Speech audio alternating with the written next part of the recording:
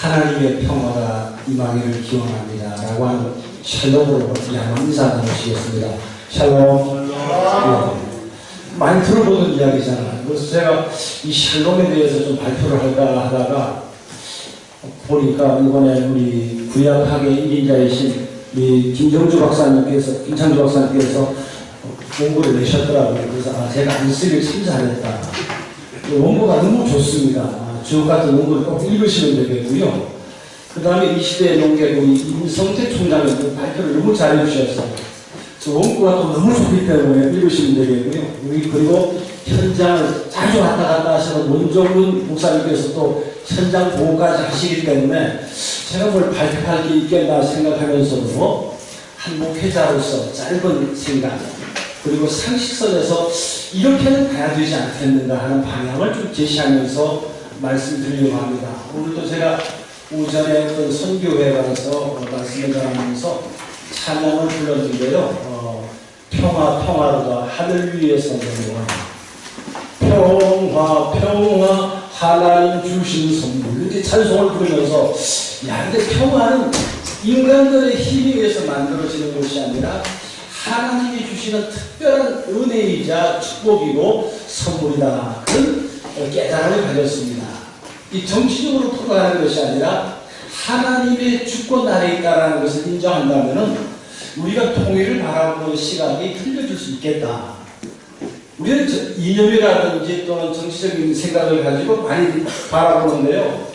우리가 신앙생활하면서 사도신경을 늘 고백하지 않습니까?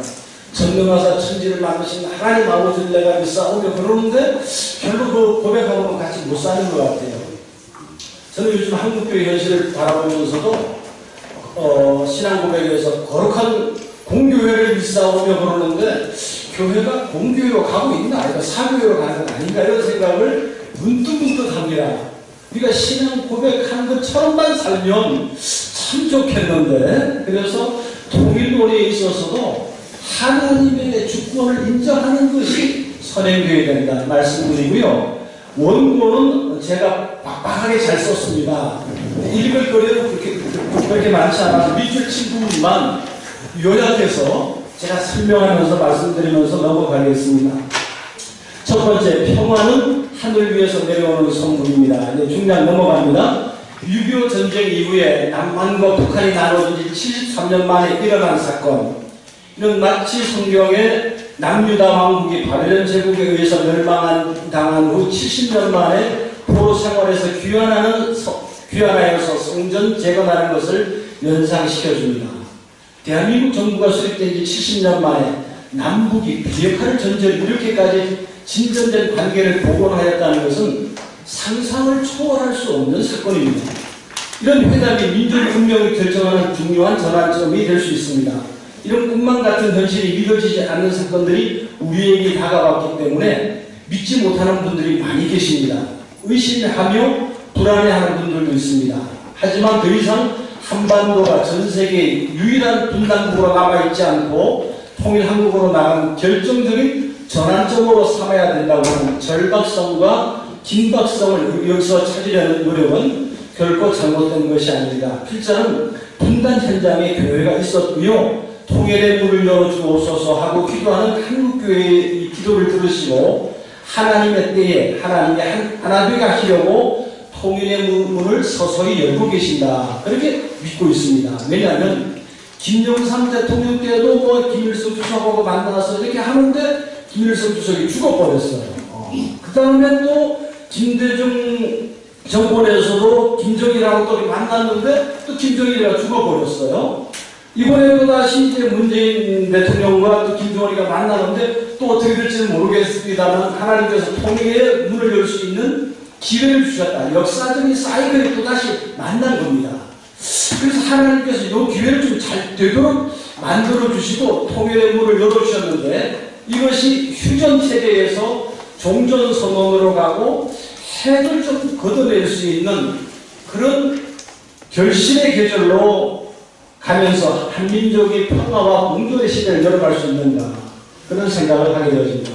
두 번째는 평화는 한반도에 주어진 새로운 질서입니다. 평화 통일을 준비해야 합니다. 준비되지 않은 적화 통일은 재앙일 수 있습니다. 한반도의 시계가 빨라지고 있습니다. 종전선언의 문제와 비핵화 일정에 대한 견해차로 일부 답보 상태에 머물렀던 한반도 역사에 가속도가 붙고 있습니다. 이번 기회에 한반도에서 죽음의 핵을 걷어내야 합니다. 어쨌든 이 핵, 참 그렇죠. 어떤 분들은 핵을 가져야 된다 이런 분도 있고 어떤 분은 핵을 제거해야 된다고 하는데 저는 핵 없는 한반도 이게 더 우리에게 맞지 않는가. 한반도를 지배해준 휴전체제가 끝나고 평화체제로의 기대가 커지고 있습니다. 일각에서는 핵 비핵화 조치를 명확히 하지 않은 상태에서 군사 긴장 완화 부분에서 섣부른 양보를 펼쳤다는 주장을 제기합니다. 또 북한과의 평화를 위해서 너무 많은 것을 내주고 있는 것 아닌가. 또 북핵 제거를 위해서 북한의 인권을 눈감았다. 이런 우려가 있죠.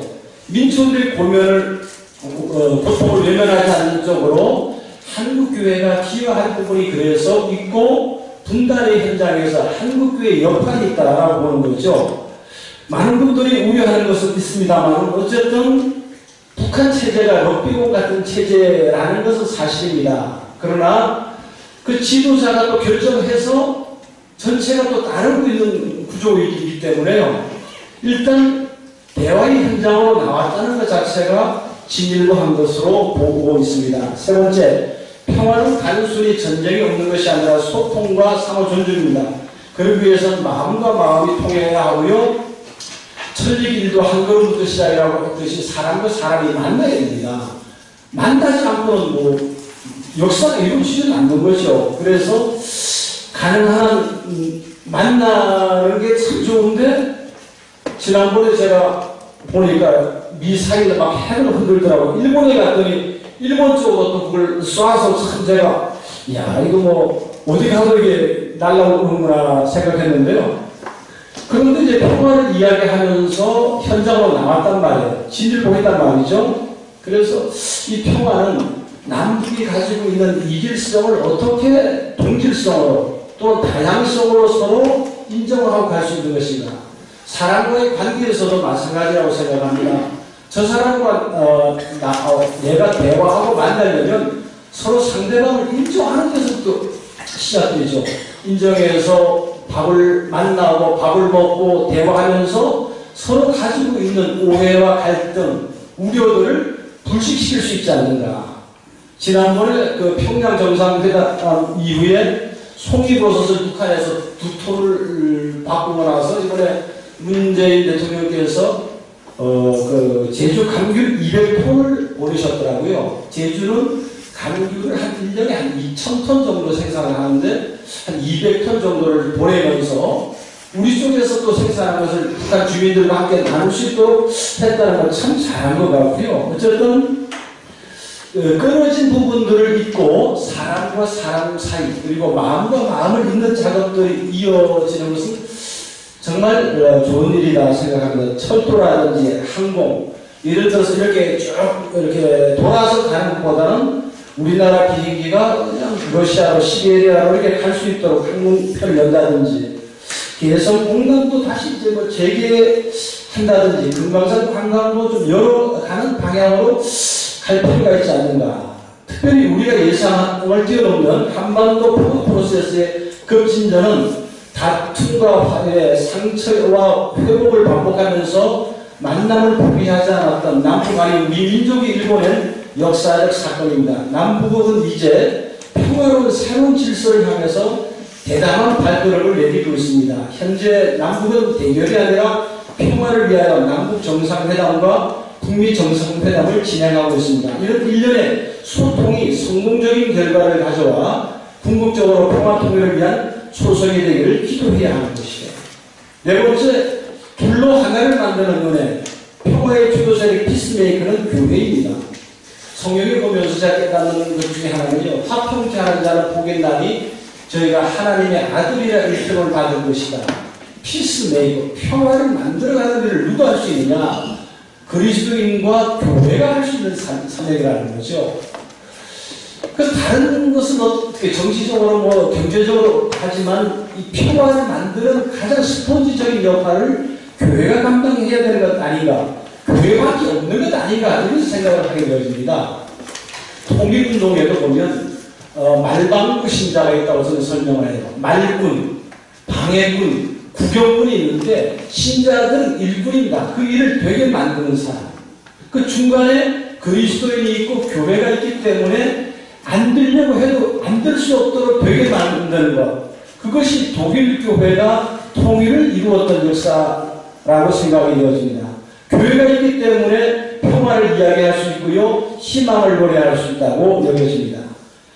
그러나 한국교회의 현실을 바라면 분열의 문제가 여전히 숙제로 남아있습니다. 교회가 분단의 현장에 서야 되는데 이 교회가 내적인 분열 때문에 연합이 안 되는 거예요. 그래서 통일에 준비할 수 있는 그런 역할을 감당해야 되는데 교회가 과연 통일을 맞이할 수 그릇이 되는 것인가 할 때 통일을 말할 자격이 있는가 의구심이 든다는 거죠. 현실 교회는 분열의 주체가 되고 있고 이념과 정치의 대립 속에 앞장서 있습니다. 서로 다름을 인정하지 않고 예수님의 마음을 가지지 않는다면 민족 화합과 평화 통일로 나가는데 오히려 장애물이 될 수 있습니다. 어떻게 보면 세상의 빛과 소금이 되어야 될 교회가 거룩한 교회로 하나가 되어 있다면 통일의 도구가 될 수 있는 역할을 할 수 있는데 정당의 대변인 수준 정도로 간다면 모여서 늘 의논을 하고 사진을 찍고 밥을 먹는데 양치기 소년 합의했습니다. 하나 됩니다. 하는데 그 다음 주에 보면 그런 이야기 있잖아요. 뻥이냐. 그러면 이게 도대체 저희만들은 뭐 하는 거냐. 개틀보전 하나 씌워줘 놨더니 그거 서로 쓰겠다고 그 감투 싸움을 하고 있다면 기둥뿌리가 썩는 것을 모르고 있다면 한국교회는 평화의 노를 못지 않게 국민통합, 남남의 평화를 위해서 노력해야 합니다. 국민 통합시키고 미래 비전을 제시해야 되는 것이 바로 교회의 시대적 사명이라고 생각합니다. 교회가 하려면 이런 상황을 직시하고 분열과 분단을 극복하고 통합과 통일로 나가기 위한 대대적 회개운동, 영적 대가운동을 지속적으로 벌여야 할 것입니다.